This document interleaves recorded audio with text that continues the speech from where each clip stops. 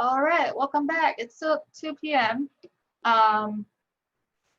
So if you remember, first, we're going to know how we can utilize the dashboard. Second, we're going to understand how or where the data comes from the impact dashboard.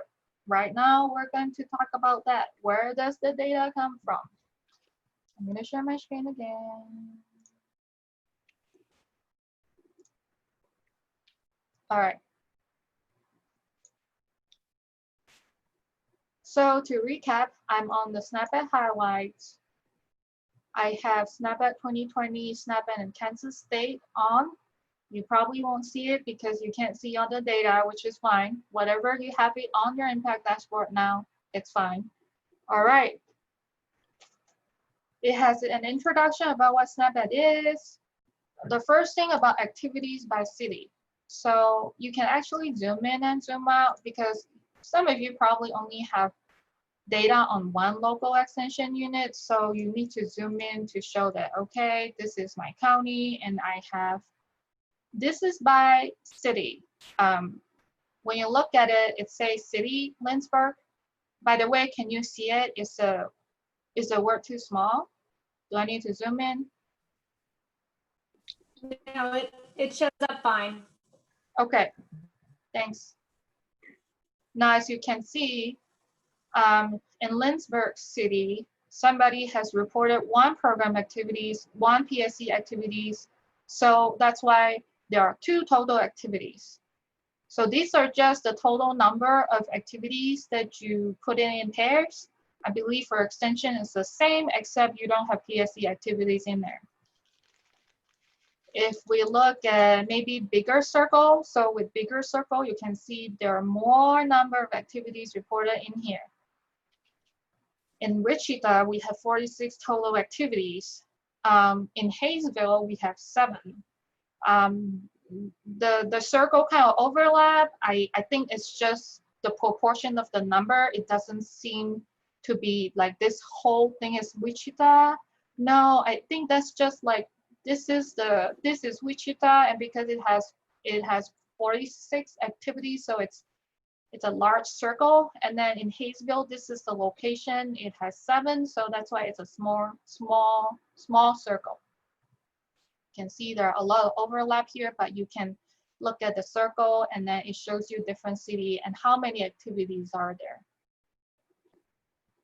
In this portion here, top settings by activity, top settings by reach.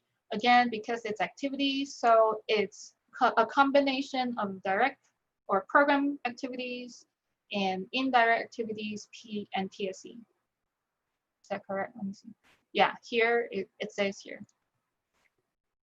This one, it shows top settings by activity, for example, and no surprise, SNAP-Ed has a lot of our partners with school. So with school, we have 301 program activities reported to be in school, 10 of PSC in school, and 47 in indirect activities. We do not do social marketing campaigns, so social marketing campaigns at 0 is correct. Okay. All right, some of you might not even have data here. It might say insufficient data or something. You just don't have a chart. Pairs, I think I asked pairs and they didn't say exact numbers or how many you have to have in order to have the graph. But it's very possible if you have very small programs and you have very few activities reported in there, it's not going to show up. At this point, you're not able to remove the charts. If there's no number showing up, basically it would just say there's not enough data in it. All right, and this is top setting by reach. It shows you the reach number here. So yeah. Moving on to direct education. So the data comes from, all right, if you know where direct education comes from, what modules, please put in the chat. So if you know the name of the module, that feeds into direct education, please put in the chat. Anyone, any taker, please? No one? Or you can shout out which program or which module.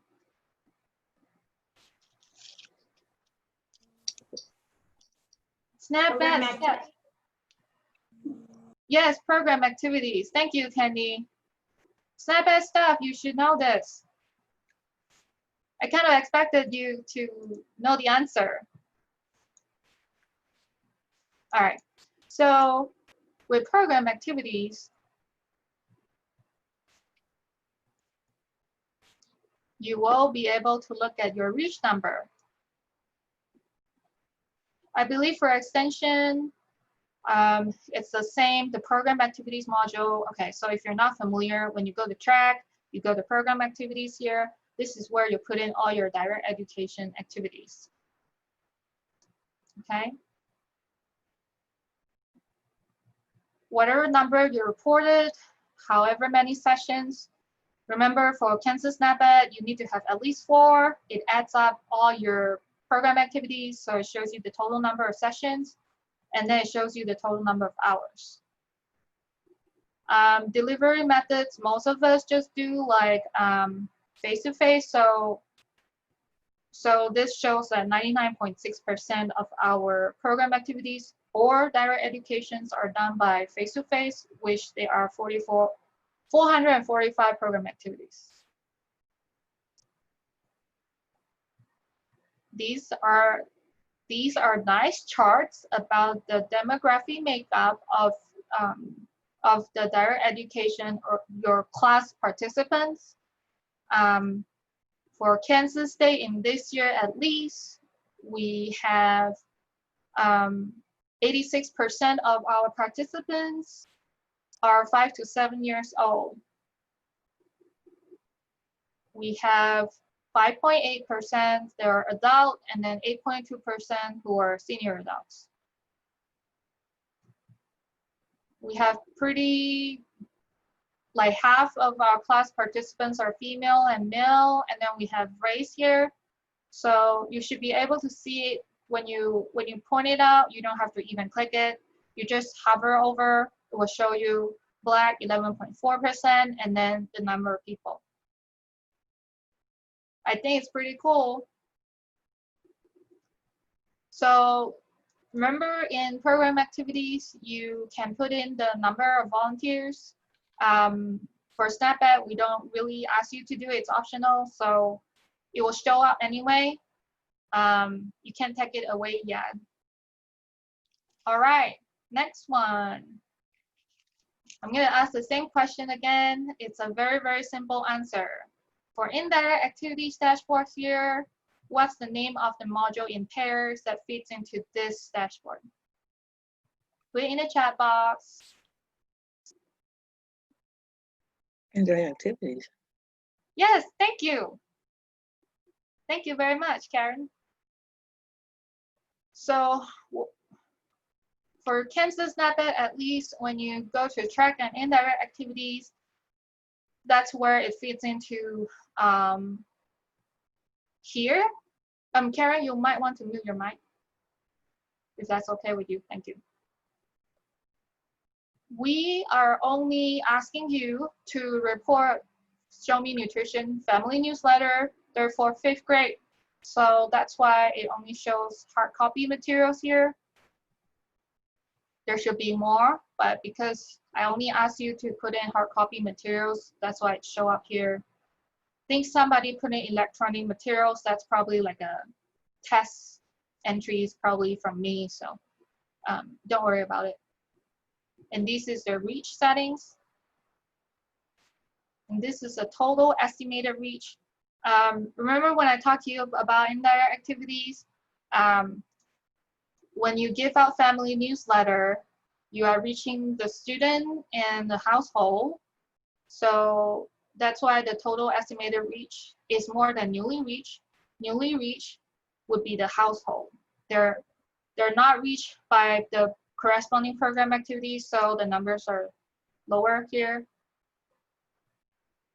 Now for extension, whatever numbers you put in here, it will show up here. So, all right, next we have PSE changes. I'm sorry, let me, okay, never mind. So if you put in PSE site activities, again, for extension, you don't have this one. For SnapEd, you can see this if you have PSE site activities reported.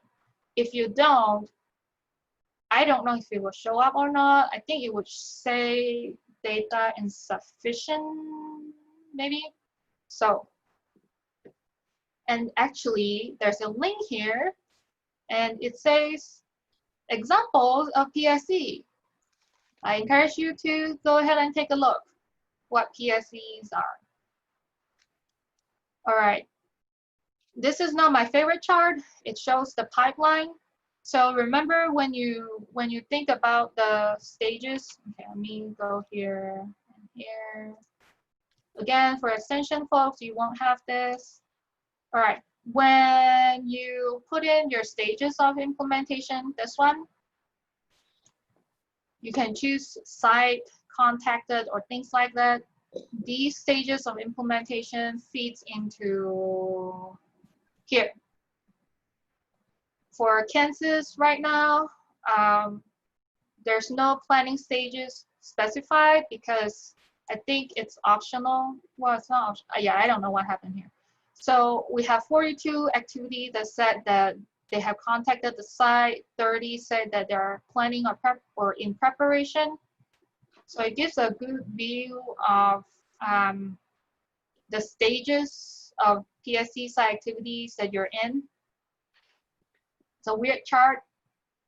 So, all right, total changes adopted. We have 88 total changes adopted. The top nutrition changes is edible gardens. 11 site activities have reported that. This one comes from, all right, so you are in PSE site activities right now. When you go to the right side, there's changes adopted. So these are the changes that feed into the total changes here. So I have put 2 changes in this one site activities.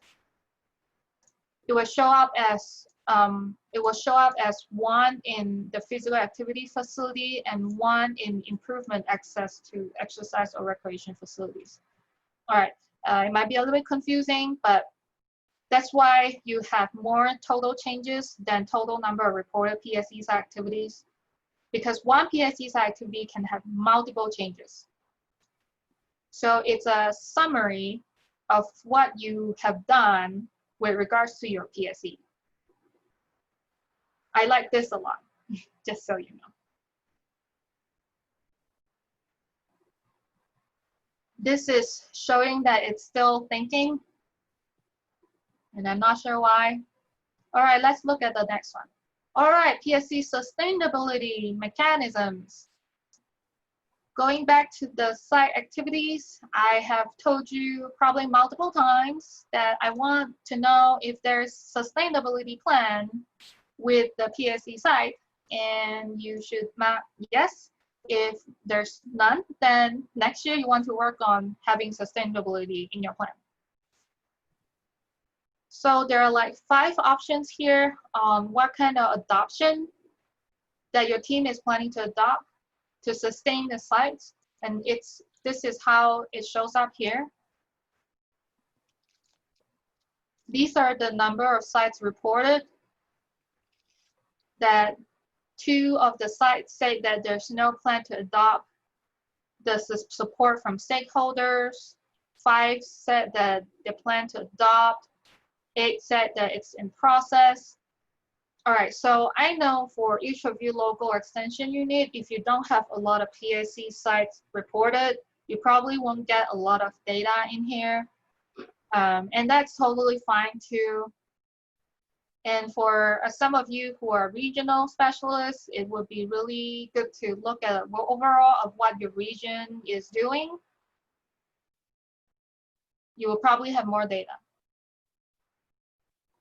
Oh, Janelle said there's not enough data to display this chart. Thank you, Janelle. Oh, it turns back on. Okay, so this one is about roles of SNAP-Ed funding. And then if I go back here, the roles of SNAP-Ed funding, I believe it's under changes adopted. No, it's not. Yeah, it's under strategy. What is your role? SNAP-Ed funding, basically you. What is your role contributing to the PSC? So it's here. Partnership and coalition. Okay, these two modules are in SNAP-Ed and FNAP. Sorry, SNAP-Ed and extension. I'm so sorry. It's a very hot day and I'm sweating in my room. Okay, I'm trying to check my time here. I might need to go a little bit faster here because I think I'm out of time. So give me a minute here. Okay, so extension and SNAP-Ed, you will see partnerships and coalition. It even gives you some nice general idea what they are. This is also not my favorite chart. The bigger circle, it is, the higher number it shows. This is local partnerships, and then this tiny little thing is multi-state, which is, yeah, never mind. And then, so in 2020, 59 coalitions are recorded, 343 partnerships are recorded. Basically, that's what it meant. Okay. Now remember that I put out a guidance on partnership types. Not surprisingly, school has a higher number of partnership, 122 are being recorded. And then when we look at coalitions, these are the number of sectors. This is another chart that I don't like. I'm sorry, it's kind of turning into my ranting session because it's really hard to show someone a difficult chart and trying to explain it, because when you can share this chart or dashboard to people, it takes a while for people to look at it and understand it. So that's why I don't like those charts that I talk about. This one is very difficult, but basically the top part here is about a system provided. The light green one is partnerships, and the darker green is about coalition. All the part underneath here, it's all the assistance received. The blue is partnership and the dark blue is coalition. And that's it. I'm not sure why they put it this way. I don't see a point of comparing partnership to coalition, but there you have it. If you don't have any coalition reported, I think it would just be blank. But yeah, I'm not sure. So the last one, the last part of the impact dashboard is depth of relationships. Again, it is, okay, let's see here. So I'm going to partnerships, going to my tests. So the evaluation, you remember this depth of relationship where you have to put things in, and then whenever you don't know the definition, you can click here, describe this partnership. Excuse me. These are the definitions, just in case you don't remember. Here we see that majority of our partnerships relationship is called cooperator, which means that a lot of our partners are just doing are with direct education partners like school. For coalitions, we do have more reported as coalition or coordination. And so there we go. These are all the data that you can show in your impact dashboard. There are differences between extensions, SNAP-Ed, but not very much. Any question? No? Really, you guys are quiet. Okay. If that's the case, I want to do a brain break. So a lot of time, especially right now, it's my low time, which means that my brain cannot concentrate and I want to fall asleep. So I would like to do a brain break. I'll show you what it means.